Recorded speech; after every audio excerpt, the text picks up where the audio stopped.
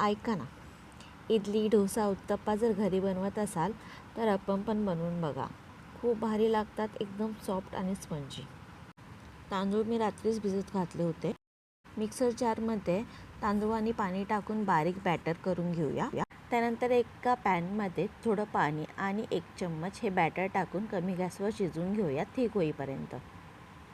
त्यानंतर हे परत मिक्सर जारमध्ये टाकून सोबत थोडं खोबरं, शिजवलेला भात, मीठ, साखर, इन्स्टंट ड्राय इस्ट टाकायचं आहे.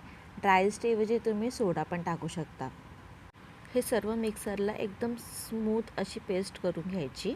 हे बॅटर एका भांड्यामध्ये काढून घेऊया आणि हाताने थोडं मिक्स करूया, म्हणजे पीठ छान परमेंट होईल. जितकी जास्त वेळ तुम्ही हे बॅटर रेस्ट करायला ठेवाल तितकं छान बॅटर बनेल. बॅटर खूप छान परमेंट झालं आहे, बघू शकता तुम्ही. हा अप्पमचाच तवा आहे.